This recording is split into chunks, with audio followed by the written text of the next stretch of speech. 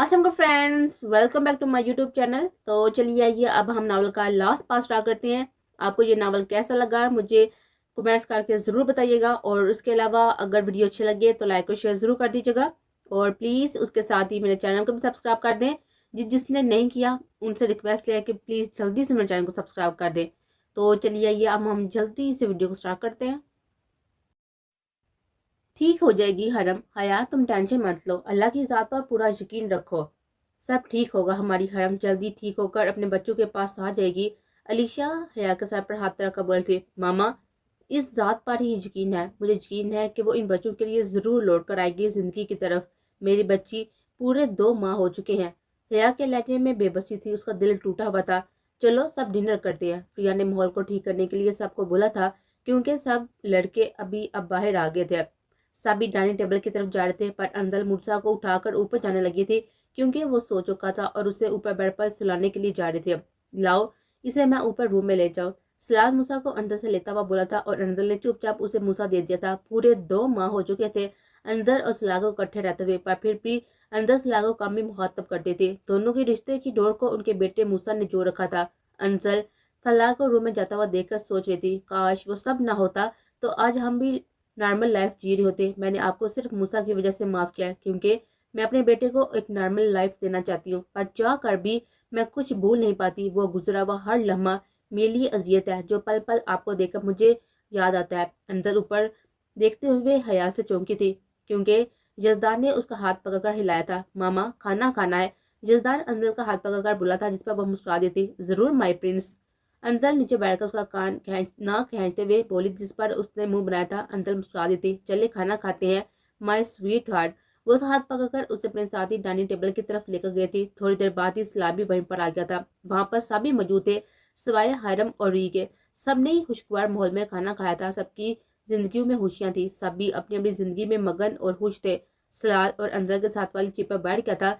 सलाल का सारा ध्यान अंजल की तरफ था, जो कि बिना उसकी तरफ बिना ध्यान दिए हुए जजदान को खाना खिला रहे थे।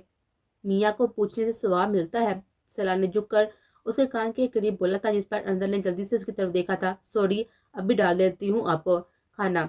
अंदर नवाला जजदान के मुंह में डालकर सलाह की प्लेट में चावल डालने लगी थी। चावल डालने के बाद उसके आगे प्लेट रखी थी, और फिर उससे जजदान की तरफ मतवजो हो गई थी। सलाल अंदर की बेरूही देखकर बस अपने किए पर पछता ही सकता था। ठंडी आबार कर खाने की तरफ मतवजो हो गया था, फिर अभी भी ध्यान उसकी तरफ था, जिसकी बेरूही आज दिल को चीर देती थी। पर वो अल्लाह का शुक्र अदा करता था, क्योंकि अल्लाह ने उसकी अंजल को उसे वापस दे दिया था। वक्त लगना था, पर शायद आहिस्ता आहिस्ता अंजल और सलाह का रिश्ता ठीक हो जाता। उनको बांधने वाली एक डोर थी, वो था मूसा। अंदर ने भी मूसा के लिए सलाह के साथ ही समझौता कर लिया था। अबीर और महक के चेहरे पर खुशियों के रंग थे। वो दोनों अपनी अपनी लाइफ में खुश और मुतमईन थी। अभी शादल के साथ बैठी खाना कम और बातों में ज्यादा मसरूफ थी।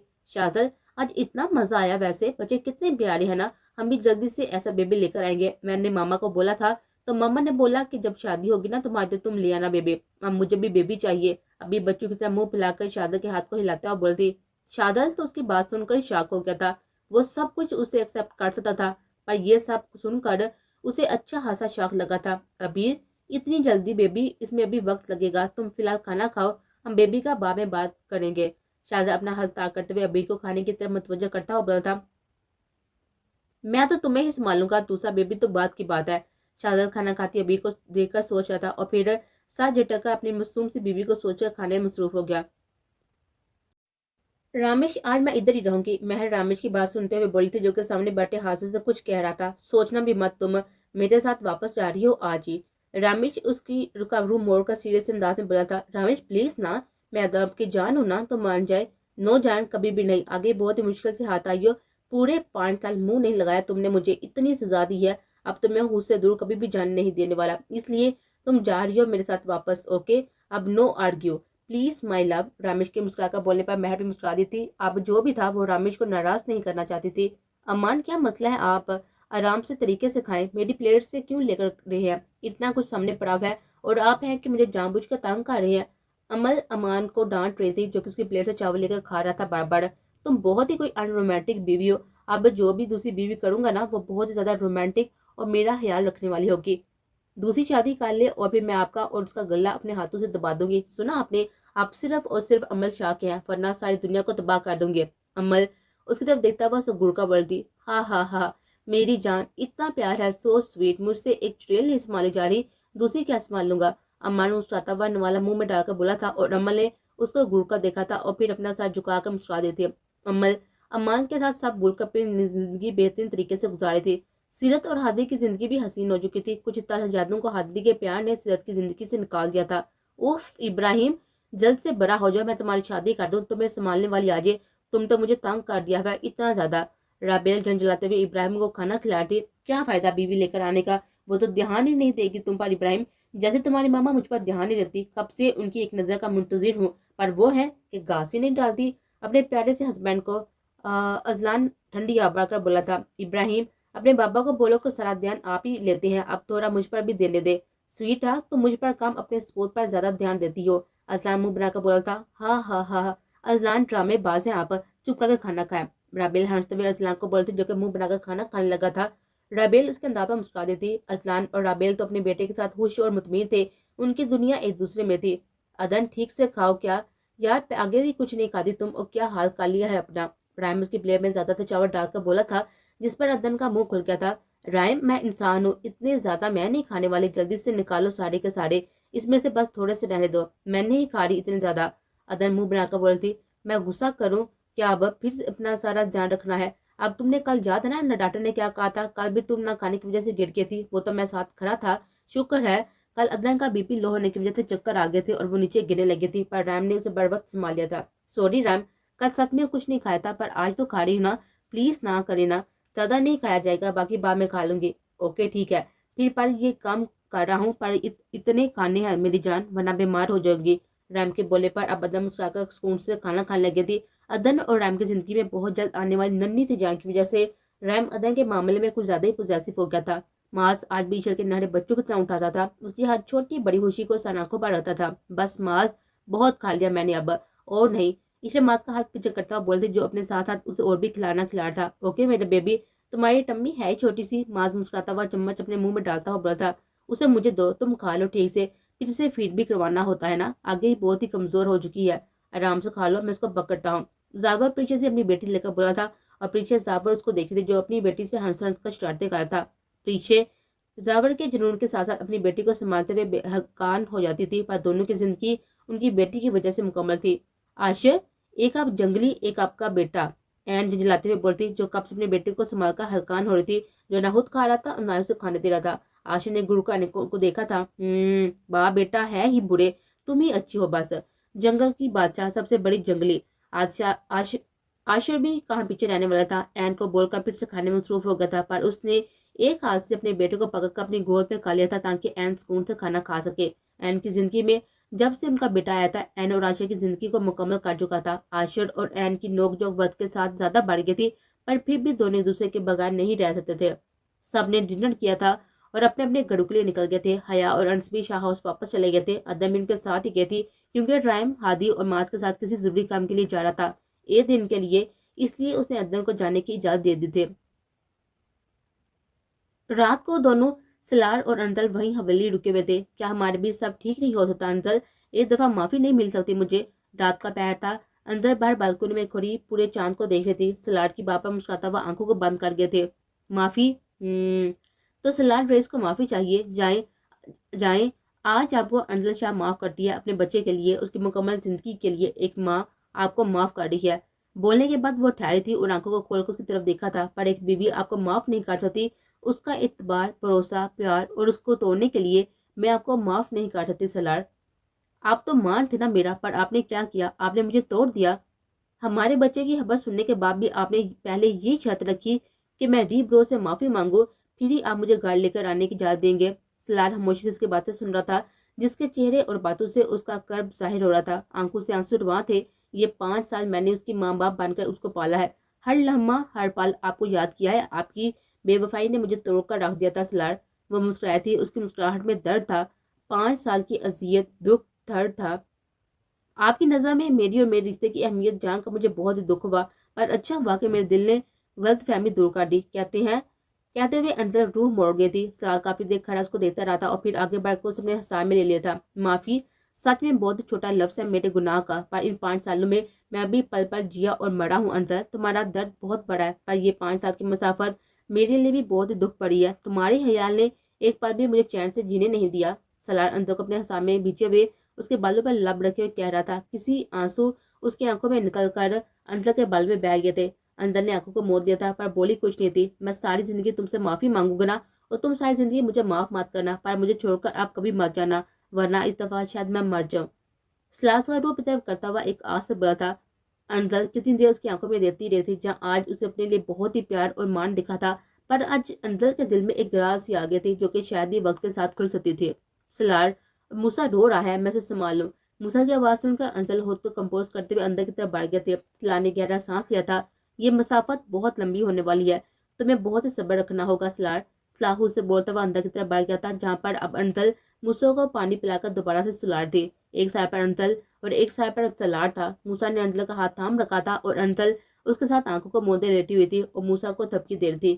دوسری سائڈ پر سلار آ کر لیٹ گیا تھا. موسا نے ایک طرف سے سلار کا ہاتھ تھام لیا تھا. اب منزل کچھ یوں تھا کہ سلار نے موسا کے اوپر رکھا ہوا انجل کا ہاتھ اپنے ہاتھوں میں لے کر آنکھیں بند کر لی تھی. انجل نے چونک کر آنکھوں کو کھولا تھا اور اپنا ہاتھ چھڑانے کی کوشش کی تھی پر سلار کی گرفت مضبوط تھی. جب بہت کوشش پر بھی اس کی ہاتھ نہیں چھوڑا تو انجل نے اپنی کوشش چھوڑ دی تھی اور سونے کے لیے آنکھوں کو پھر سے بند کر لیا تھا. اب چاہ کر بھی یہ ہاتھ نہیں چھوڑا سکتی. سلار مسکراتا ہوا سوئی انجل کو دیکھ کر دل میں بولا تھا اور اس کے ہاتھ کو اپنے ہونٹوں سے چھوا تھا.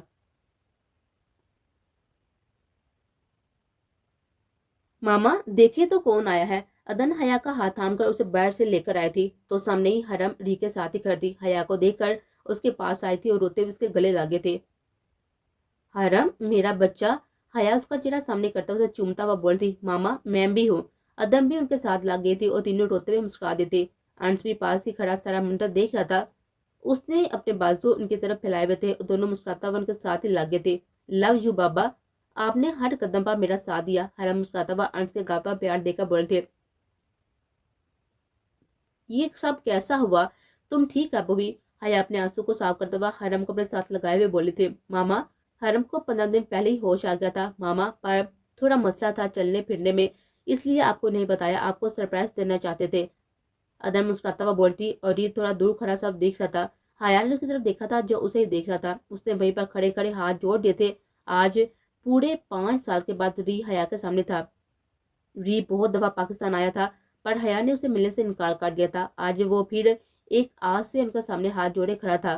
حیا نے حرم کی طرف دیکھا تھا جو اب روتے ہوئے حورین اور یزدان کو گلے لگا کر بیٹھے ہوئے تھے. اس نے مسکرا کر حیا کو ہاں میں ساری لایا تھا.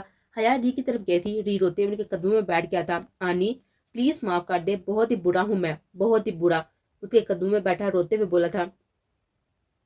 میری بیٹی نے تمہیں معاف کر دیا, میں نے تمہیں معاف کر دیا. حیا اسے نیچے سے اٹھاتا ہوا مسکرا کر بولتی. بہت بہت زیادہ مسافت طے کیا آنی میں نے, اب بہت تھک گیا ہوں میں, مجھے میری فیملی چاہیے, میں ان کو مکمل گھر دینا چاہتا ہوں.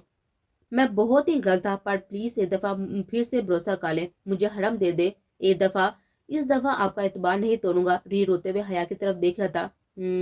جاؤ یہاں سے ری. حیا کے بولنے پر ری نے آس پاس نظر سے اس کی طرف دیکھا تھا جو کہ واپس مڑ گئے تھے.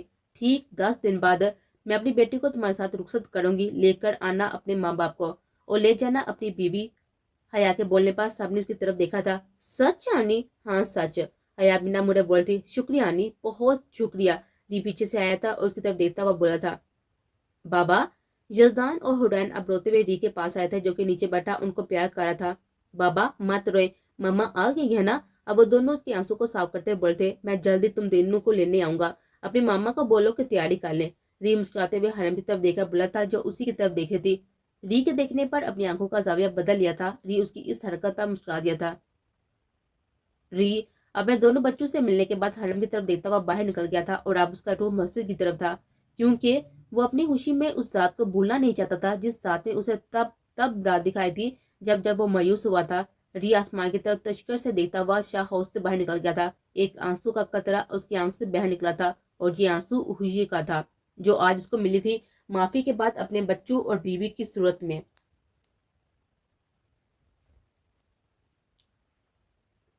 کیا سوچ رہی ہو؟ ادن حرم کے پاس آئے تھے جو کہ چھت پر کھلی ہوا میں پڑے ہوئے جھولے پہ بیٹھی ہوئی تھی. کچھ نہیں اپو, بس سوچ رہی تھی. جب بابا نے مجھ سے ریحان کے بارے میں پوچھا تو میں نے ہاں کر دی کیونکہ میں نہیں چاہتی کہ میرے بچے ادھوری زندگی گزارے. हमेशा बाप के प्यार के लिए तरसे। मैं जब कोमे में थी मैंने रेहान की सब बातें सुनी, वो बहुत ही बदल गया है। पप्पो, वो रोज मुझसे माफी मांगता था, रोजाना घंटों मुझसे बातें करता, मेरे सहारे बैठा रहता था। मैंने उसे रोता हुआ महसूस किया है अप्पो। हरम के चेहरे पर एक तरह बड़ी मुस्कुराहट थी। सब ठीक हो जाएगा, जानती हूँ मैं। तुम्हारा और नल का दुख बहुत बड़ा है, वक्त तो लगेगा पर तुम दोनों जल्दी सब भूल जाओगी। हर इंसान की फितरत होती है कि वो वक्त के बदलने से आहिस्ता आहिस्ता बदल जाता है, तो सब ठीक हो जाएगा। अदन हरम को अपने साथ लगाकर बोली थी और उसके सर पर प्यार दिया था।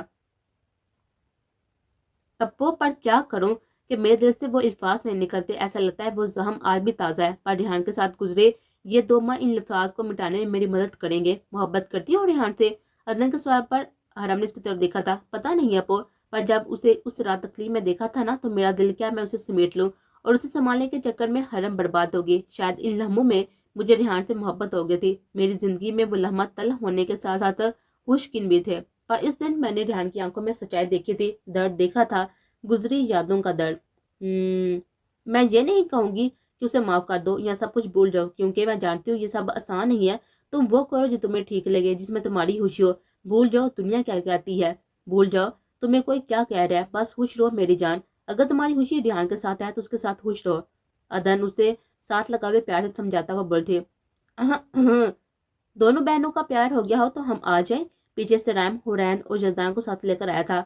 हाँ हाँ हाँ, आ जाए रायम भाई। वैसे आप बहुत ही जेलस हो रहे थे हमारे प्यार से, हरम हंस कर बोलते। हाँ तो मेरी बीबी का प्यार बस मेरे लिए है ना? आप तो तैयारी पकड़ो सुबह अपने मियाँ के साथ जाने की। रायम मुस्कुराता हुआ अदनान को साथ लगाकर बोला था। हरम फीका सा हंसते थे। वैसे रायम भाई, थोड़ा अरसा फिर आपको अदन अप्पो देखने को भी नहीं मिलने वाले। जब बेबी आ जाएगी ना, तो आपको अदन अप्पो ने घास भी नहीं डाली। हरम हंसते हुए जितान को अपनी गोद में बिठाकर बोले थे, और हुरैन को रैम ने उठाया हुआ था।